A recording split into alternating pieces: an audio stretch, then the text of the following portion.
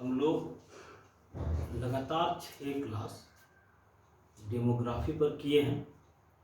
आज से डेमोग्राफी में या जनांकिकी से जो अलग अलग टाइम में पीसीएस में अलग अलग राज्यों के पीसीएस में जो क्वेश्चन रहे या टीजीटी पीजीटी में जो क्वेश्चन रहे हैं, उन प्रश्नों का एक संग्रह लेकर के हम आज आए हैं। ठीक है, हम प्रश्न पहले आप लोगों से पूछेंगे। अगर आप लोग उसका आंसर जान रहे होंगे तो बताइएगा। उसके बाद हम लोग बहुत डिटेल उसको जानने का प्रयास करेंगे। तो चलिए शुरू किया जाए।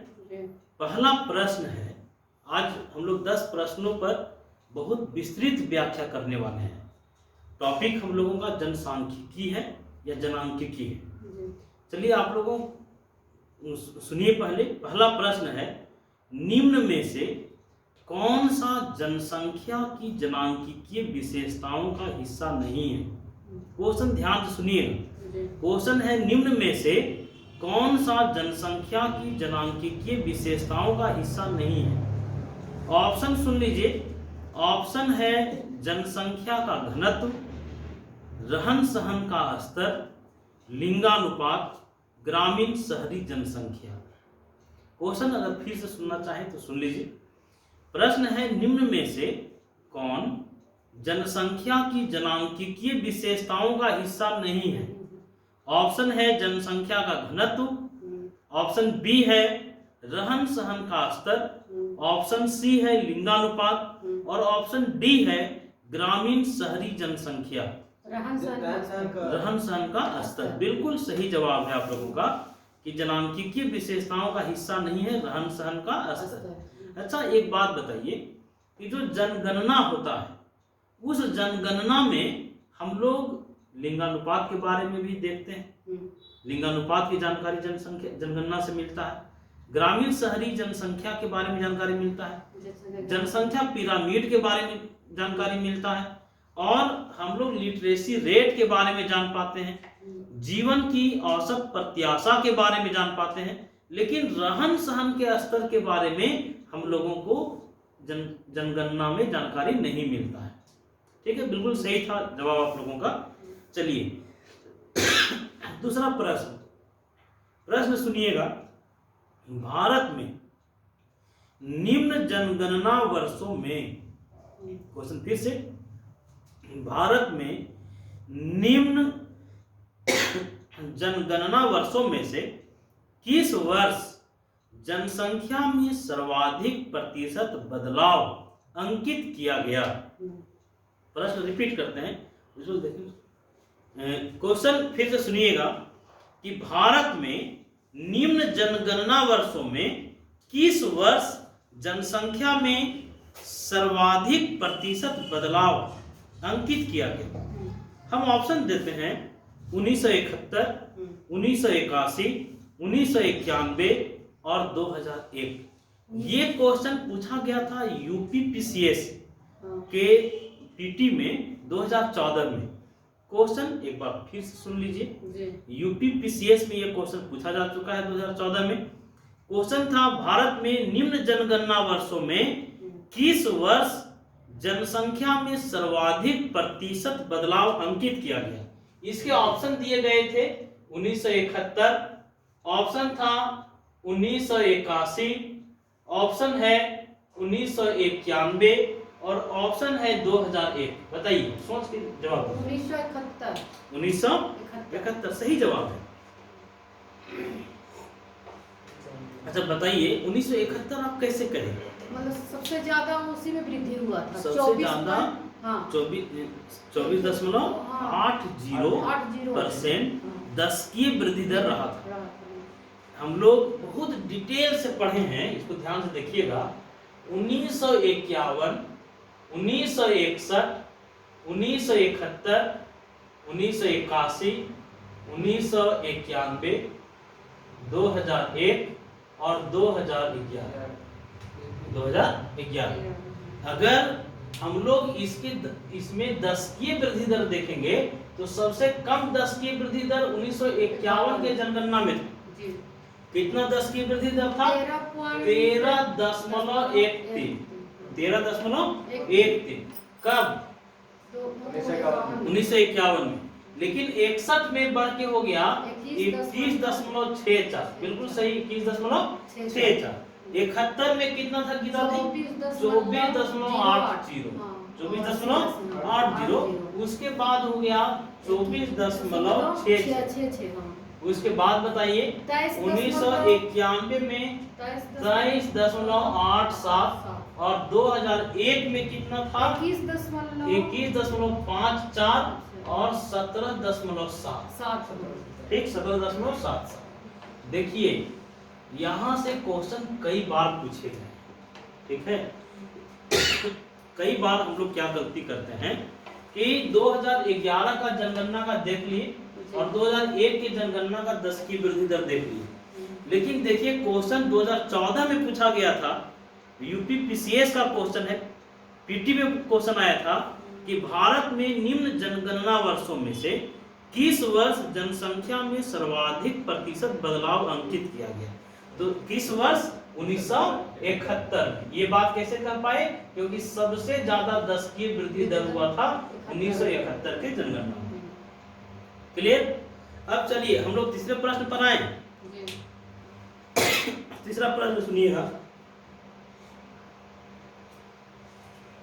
तीसरा प्रश्न है, भारत में 10कीय जनसंख्या वृद्धि दर न्यूनतम रही है। क्वेश्चन फिर सुनिएगा। भारत में 10कीय जनसंख्या वृद्धि दर न्यूनतम रही है। ये क्वेश्चन यूपी पीसीएस मेंस में पूछा गया है 2012 में। एक बार क्वेश्चन फिर से रिपीट करते हैं और ऑप्शन फिर देते हैं। क्वेश्चन है भारत में 10कीय जनसंख्या वृद्धि दर न्यूनतम रही। ऑप्शन है 1961 से 71, ऑप्शन बी है 1981 से 1991, ऑप्शन सी है 1991 से 2001 और ऑप्शन डी है 2001 से 2011। 81 से 91। क्वेश्चन गीता दी ध्यान से सुनिए। भारत में 10कीय जनसंख्या वृद्धि दर न्यूनतम रही है। किस दशक में जनसंख्या की जो 10कीय वृद्धि दर था वो सबसे कम था? ठीक है, तो यहाँ देखिए ना, 71 से 1 से 11 के बीच में एक अगर 2001 से 2011 का 10 की वृद्धि दर पूछे तो 17.77। जी क्या 2011 जनगणना का 10 की वृद्धि दर का मतलब क्या है? 2001 से 2011 के बीच। ठीक है, 1971 के जनगणना का 10 की वृद्धि दर का मतलब हो जाएगा 1961 से 1971 के बीच। ठीक है, 1961 से 1971। तो क्वेश्चन हम लोगों का है, फिर से सुनिएगा, कि भारत में 10कीय जनसंख्या वृद्धि दर न्यूनतम रही है किस दशक में? 1961 से 71, 81 से 91, 91 से 2001 और 2001 से 2011 के बीच। तो 2001 से 2011 अगर 10 की वृद्धि दर सबसे कम था तो 2001 से 2011। क्वेश्चन कितना डीप है ये समझ रहे हैं? मतलब 10 की वृद्धि दर अगर आप पढ़े हैं, सिर्फ 2011 का 10 की वृद्धि दर पढ़े हैं तो फंस जाइएगा कि नहीं? इसका देखिए, ये जो पहल है हमारा है, थोड़ा टाइम लगेगा, हमको पता है समय लगेगा, लेकिन एक भी क्वेश्चन इससे नहीं छूटेगा, इसी गारंटी है। बहुत डीपली हम लोग क्वेश्चन को देखने का प्रयास कर रहे हैं। हम लोग 6 क्लास कंप्लीट करने के बाद हम एकदम खोजना शुरू किए हैं कि उस टॉपिक से कब कब क्वेश्चन रहा और क्वेश्चन का स्टैंडर्ड कैसा रहा। ठीक है, अब चलिए चौथा प्रश्न तो नहीं, कोई दिक्कत है? चौथा क्वेश्चन सुनिएगा। भारत में, क्वेश्चन सुनिएगा गीता जी, भारत में जनसंख्या की उच्चतम वृद्धि दर रही, ये भी यूपी पीसीएस पीटी में 2005 में पूछा गया। यूपी पीसीएस का क्वेश्चन है, 2005 में पूछा जा चुका है। क्वेश्चन है कि भारत में जनसंख्या की उच्चतम वृद्धि दर रही। ऑप्शन सुनिए, 1961 से 71, हम्म, 1971 से 81 के दौरान, क्वेश्चन फिर से, भारत में जनसंख्या की उच्चतम वृद्धि दर रही। ऑप्शन है 1961 से 71 के दौरान, ऑप्शन बी है 1971 से 81 के दौरान, ऑप्शन सी है 1981 से 1991 के दौरान, और ऑप्शन डी है 1991 से 2001 के दौरान। 1961 से 1971 के दौरान, 1961 से 1971 के दौरान 10 की वृद्धि दर बता दीजिए कितना था?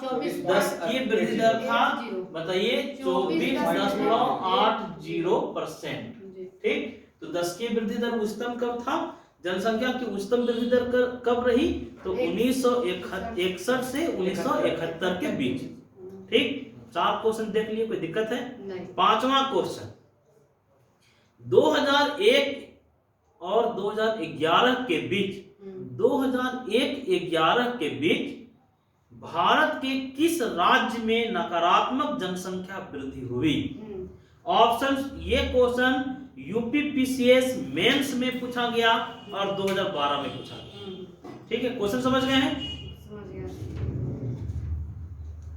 क्वेश्चन था 2001 से 2011 के मध्य भारत के किस राज्य में नकारात्मक जनसंख्या वृद्धि हुई? हम ऑप्शन दे रहे हैं, गोवा में, केरल में, कर्नाटक में, नागालैंड में। नागालैंड सही जवाब है। 2011 का जो जनगणना था, 2011 के जनगणना में नागालैंड का जो 10 की वृद्धि दर था, या नागालैंड का जो वृद्धि दर था ये ऋणात्मक था। कितना ऋणात्मक था? तो सुन लीजिए, 2001-2011 के बीच नागालैंड राज्य में जनसंख्या वृद्धि दर ऋणात्मक था। वो कितना ऋणात्मक था? -0.6%, -0.6%। अच्छा बताइए, जब यहाँ गोवा की बात हो गई है तो गोवा में जनसंख्या वृद्धि दर था 8.2%। कितना? 8.2% गोवा में। केरल में था 4.9% केरल में, और कर्नाटक में था 15.6%। ठीक, नागालैंड में कितना था? -0.6%। एकदम क्लियर है? क्वेश्चन फिर से सुन लीजिए, 2001-11 के बीच भारत के किस राज्य में नकारात्मक जनसंख्या वृद्धि हुई? नागालैंड में। अगला क्वेश्चन, 6ठा क्वेश्चन, ये एमपी पीसीएस में पूछा गया है, मध्य प्रदेश के पीसीएस एग्जाम में ये क्वेश्चन रहा था कि अद्यतन आंकड़ों के अनुसार भारत में कितने विकलांग लोग आत्मनिर्भर हैं? क्वेश्चन था, नया क्वेश्चन है। अद्यतन आंकड़ों के अनुसार, अभी 2000 अद्यतन आंकड़ा की बात होगी तो 2011 का जनगणना, क्या 2021 में जनगणना कोविड की वजह से नहीं हो पाया है। ठीक, तो अद्यतन आंकड़ों के अनुसार भारत में कितने विकलांग लोग आत्मनिर्भर हैं? हम आपको ऑप्शन दे रहे हैं, 2%, 3%, 5%, 10%। कोई आइडिया है? तो जान लीजिए और बड़ा डिटेल जानकारी थोड़ा सा ले लीजिए कि 2011 में जो जनगणना हुआ था, 2011 के जनगणना में विकलांगों की आबादी कितना परसेंट थी? तो विकलांगों की आबादी 2.1% थी। विकलांग आबादी कितना परसेंट? 2.1%। ठीक, विकलांग आबादी था 2.1%। और भारत में इस 2.1 जो टोटल पॉपुलेशन का 2.1% लोग विकलांग थे। ठीक, और इसमें मात्र 2% विकलांग लोग जो हैं वे आत्मनिर्भर हैं। इसका मतलब ये हुआ कि 98% विकलांग आश्रित हैं जी। मात्र 2% विकलांग ही भारत में क्या है? आत्मनिर्भर है। विकलांगों की कुल आबादी कितना है? तो कुल आबादी का 2.1% ही विकलांगों की आबादी है। जब हम लोग चीन से तुलना करते हैं, हम लोगों का प्रतियोगी देश है चीन में जितने लोग विकलांग हैं उन विकलांगों का 80% विकलांग आत्मनिर्भर हैं। 80%? बताइए, चीन में जितने लोग विकलांग हैं उसका 80% विकलांग आत्मनिर्भर हैं। भारत चीन के मुकाबले कहाँ खड़ा है ये आप कल्पना कर लीजिए। मात्र भारत के 2% विकलांग आबादी, 2% विकलांग आबादी ही आत्मनिर्भर है, लेकिन कुल जनसंख्या का ये कितने परसेंट है? तो 2.1% है। क्लियर? उसके बाद 98% विकलांग भारत में आत्मनिर्भर नहीं है। चाइना में कितने परसेंट आत्मनिर्भर है? 80%। तो हम लोग 6 क्वेश्चन देख लिए। 7वां क्वेश्चन शुरू करते हैं। 7वां होगा ना? 7वां क्वेश्चन सुनिएगा। ये क्वेश्चन भी यूपी पीसीएस में पूछा गया और यूपी पीसीएस के मेंस में पूछा गया 2009 में। ठीक, हम लोग आज जितने भी प्रश्नों पर चर्चा कर रहे हैं ये सारे प्रश्न कभी न कभी पूछे जा चुके हैं। ठीक है, चलिए क्वेश्चन सुनिएगा। जब जनसंख्या विशेषज्ञ, क्वेश्चन फिर से, जब जनसंख्या विशेषज्ञ 2016 के आसपास भारत को मिलने वाले संभावित जनसांख्यिकीय बोनस की बात करते हैं, देखिए एक शब्द आया जनसांख्यिकीय बोनस, ठीक है, तो उनका आशय निम्न में से किस तथ्य से है? इस क्वेश्चन को सही करने के लिए हम लोगों को जनसंख्या बोनस समझना होगा कि नहीं? जनसांख्यिकीय बोनस का मतलब समझना होगा। नहीं, हम क्वेश्चन फिर से पूछते हैं आप लोगों से, फिर से सुनिएगा। ये यूपी पीसीएस मेंस में 2009 में पूछा गया है। क्वेश्चन है, जब जनसंख्या विशेषज्ञ या जनांकिकी के जो विद्वान हैं उन्हें हम लोग क्या कहते हैं? जनांकिकीविद कहते हैं। सांख्यिकी के विद्वान को सांख्यिकीविद कहते हैं।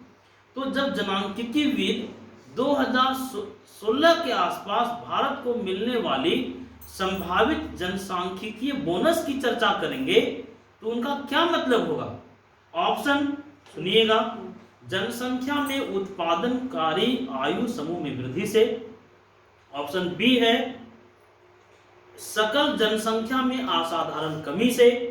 ऑप्शन सी है जन्म दर और मृत्यु दर दोनों में कमी से।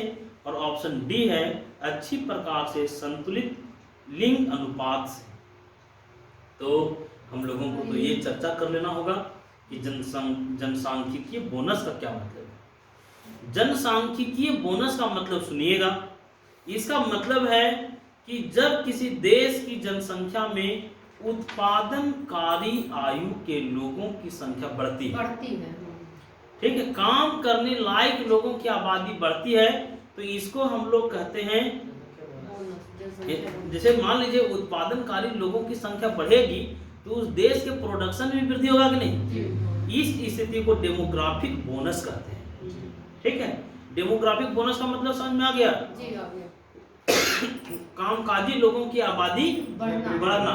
अब क्वेश्चन हम फिर से पूछते हैं और उसका ऑप्शन देते हैं। जब जनसंख्या विशेषज्ञ 2016 के आसपास भारत को मिलने वाली संभावित जनसांख्यिकीय बोनस की बात करते हैं तो उनका आशय निम्न में से किस तथ्य से है? ऑप्शन है जनसंख्या में उत्पादनकारी आयु समूह में वृद्धि से है। ऑप्शन बी सकल जनसंख्या में असाधारण कमी से है। जन्म दर और मृत्यु दर दोनों में कमी से है। अच्छी प्रकार से संतुलित लिंग अनुपात से है। तो ऑप्शन ए होगा जनसंख्या में उत्पादनकारी आयु समूह में वृद्धि से। क्लियर? अब चलिए डेमोग्राफिक डिविडेंड से क्वेश्चन था, जनांकिकीय लाभांश से क्वेश्चन था और ये आईएएस के पीटी में 2011 में पूछा गया था। क्वेश्चन पर हम आते हैं। क्वेश्चन है भारत की गिनती जनांकिकीय लाभांश वाले देश के रूप में या डेमोग्राफिक डिविडेंड वाले देश के रूप में की जाती है। ऐसा इसलिए है क्योंकि क्वेश्चन महत्व का है। आईएएस पीटी में 2011 में पूछा गया है। क्वेश्चन फिर से सुना जाए। भारत की गिनती जनांकिकीय लाभांश डेमोग्राफिक डिविडेंड वाले देश के रूप में की जाती है। ऐसा इसलिए है क्योंकि, अब ऑप्शन शुरू होता है।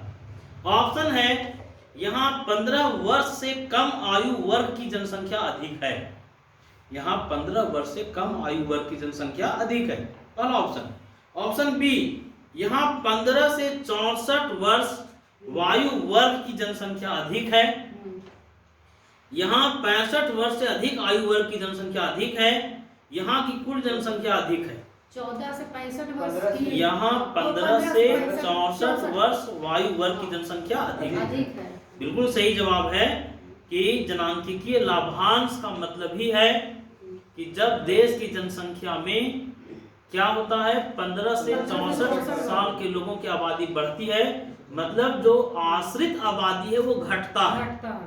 यही है ना, आश्रित आबादी हम लोग किसको कह रहे थे, 0 से 14 साल के लोगों को और 65 साल से ऊपर वाले के लोगों को।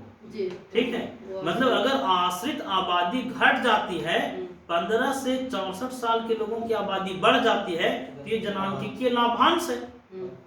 ठीक, तो 8 कुल प्रश्नों पर हम लोग चर्चा किए, 10 प्रश्नों पर हम लोगों को चर्चा करना है।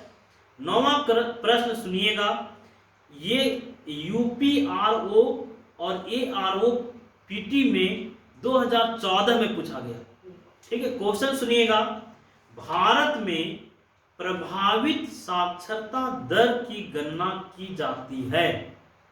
फिर से क्वेश्चन सुनिएगा, बड़ा महत्व का प्रश्न है, हम लोग पहले भी चर्चा किए थे। यूपीआरओ और एआरओ पीटी में 2014 में यह क्वेश्चन पूछा गया है। प्रश्न है, भारत में प्रभावित साक्षरता दर की गणना की जाती है।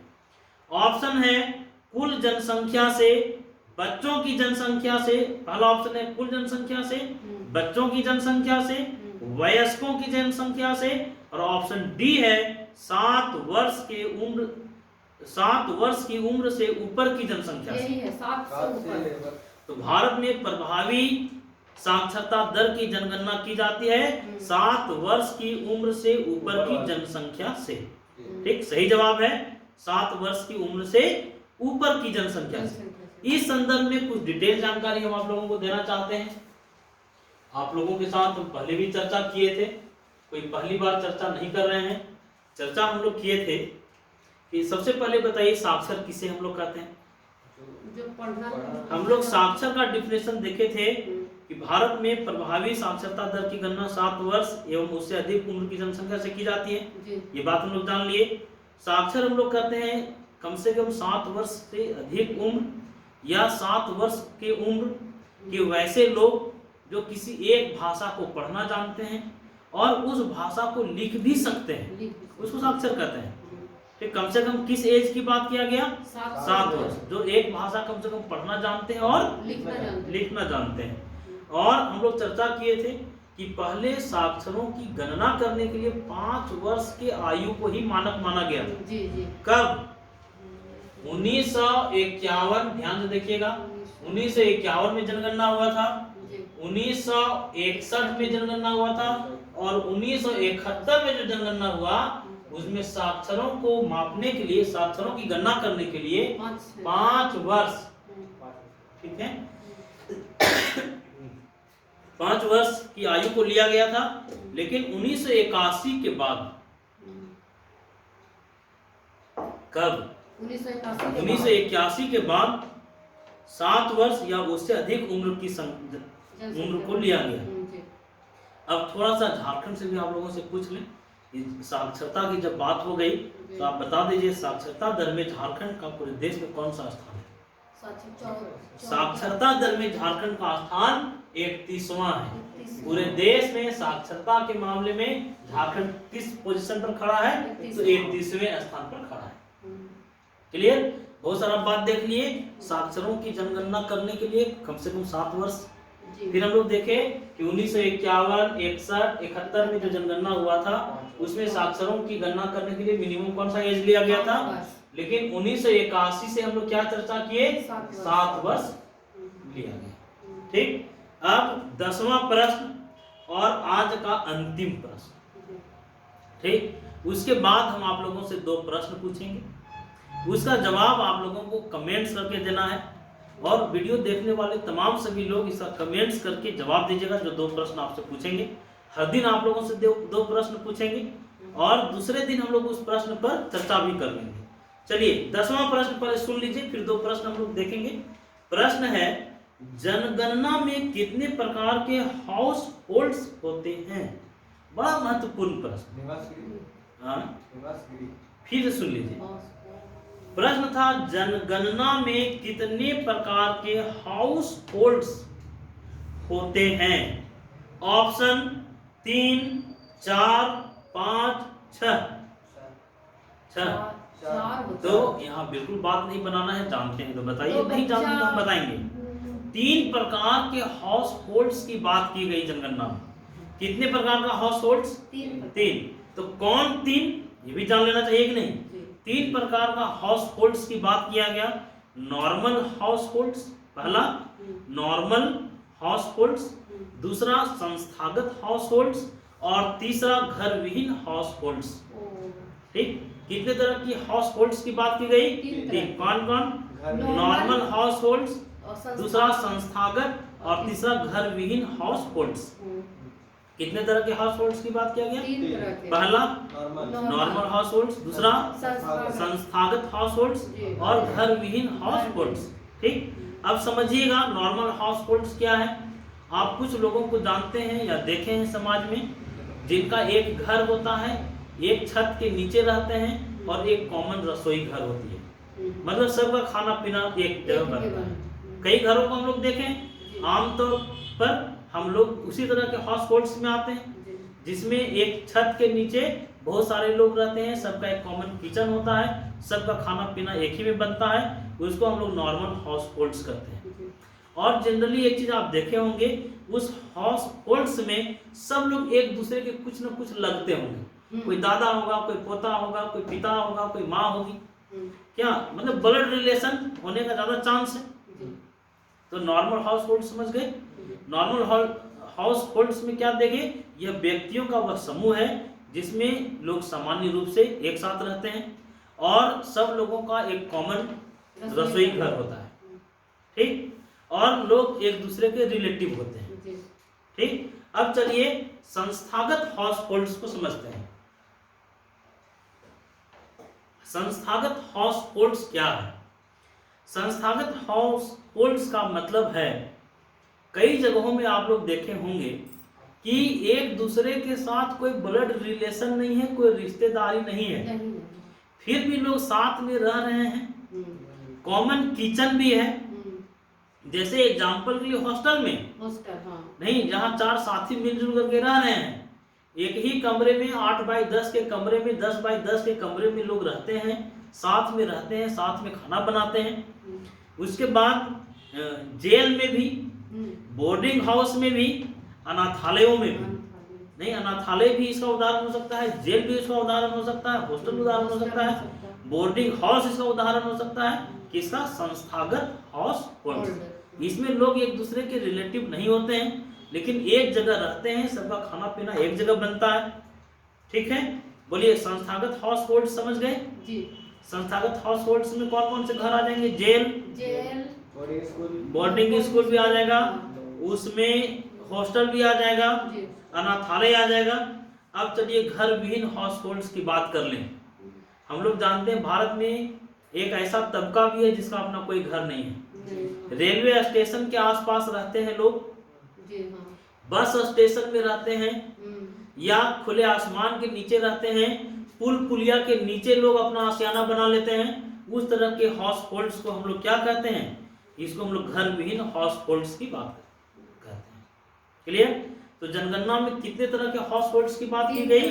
3। कौन कौन? नॉर्मल, संस्थागत और घर विहीन। बोलिए नॉर्मल का क्या मतलब था? एक छत के नीचे रह रहे हैं, ब्लड रिलेशन है, साथ में खाना पीना बनता है, एक कॉमन किचन है। फिर संस्थागत हाउस होल्ड्स में देखे कोई ब्लड रिलेशन नहीं है, लेकिन साथ में रहते हैं, जैसे boarding school, boarding house, hostel, jail, अनाथालय। फिर हम लोग घर विहीन हाउस होल्ड्स की भी चर्चा कर ली है। चलिए आज हम लोगों को 10 प्रश्नों पर आना था, 10 प्रश्नों को समझना था, 10 प्रश्नों को हम लोग समझे हैं। हम 2 प्रश्न पूछ रहे हैं, और सभी लोग जो वीडियो क्लास के माध्यम से भी हमारे साथ जुड़ते हैं, वैसे लोगों को भी और आप लोगों को भी इन 2 प्रश्नों, देखिए हम लोगों को खोजी प्रवृत्ति का बनना है। जी।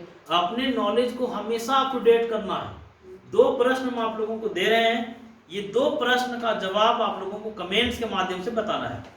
तो प्रश्न पहले सुनिए। जी। प्रश्न है, प्रश्न लिखने की जरूरत नहीं है, वीडियो में आपको प्रश्न मिल जाएगा। प्रश्न यहाँ सुनिए पहले। जनसंख्या के पिरामिड में कौन सा समूह आश्रित आबादी के रूप में माना जाता है?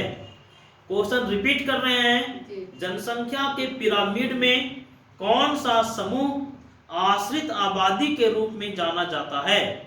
ऑप्शन है 15 से 60 वर्ष आयु समूह, ऑप्शन बी है 60 वर्ष से ऊपर आयु समूह, ऑप्शन सी है 50 वर्ष से ऊपर आयु समूह, और ऑप्शन डी है 0 से 14 वर्ष आयु समूह। क्वेश्चन एक बार फिर से सुन लिया जाए। क्वेश्चन है, जनसंख्या का पिरामिड आप लोग पढ़े होंगे। जनसंख्या के पिरामिड में कौन आयु समूह को आश्रित आबादी के रूप में जाना जाता है? 15 से 60 वर्ष आयु समूह, 60 वर्ष से ऊपर आयु समूह, 50 वर्ष से ऊपर आयु समूह, और 0 से 14 वर्ष आयु समूह। ये क्वेश्चन यूपी पीसीएस पीटी में 2013 में पूछा गया है। इसका जवाब आप लोगों को कमेंट्स के माध्यम से देना है। और दूसरा क्वेश्चन भी सुन लिया जाए। एशिया में, दूसरा प्रश्न जो आप लोगों को कमेंट्स के माध्यम से बताना है। और अगर आप लोगों का जवाब सही रहा, कितने लोगों का जवाब सही रहा, ये कल हम लोग चर्चा करेंगे और इसका सही जवाब भी कल हम लोग देखेंगे। क्वेश्चन है, एशिया के निम्न में से किस देश में प्रतिवर्ष जन्म की अपेक्षा मृत्यु की संख्या अधिक देखी जा रही है? यह भी यूपी पीसीएस में 2008 में पूछा गया है। क्वेश्चन फिर से सुनिएगा। एशिया के निम्न में से किस देश में प्रतिवर्ष जन्म की अपेक्षा मृत्यु की संख्या अधिक देखी जा रही है? क्वेश्चन सुनिएगा। बहरीन, ऑप्शन सुनिएगा, बहरीन, ऑप्शन बी है इजराइल, ऑप्शन सी है जापान, ऑप्शन डी है सिंगापुर। ठीक है, क्वेश्चन सुन लिए। एशिया के निम्न में से किस देश में प्रतिवर्ष जन्म की अपेक्षा मृत्यु की संख्या अधिक देखी जा रही है? Option A Bahrain, option B Israel, option C Japan, option D Singapore. ठीक है, ये यूपी पीसीएस 2008 में पूछा गया है। ये दोनों प्रश्नों का उत्तर आपको कमेंट्स करके बताना है। ठीक है।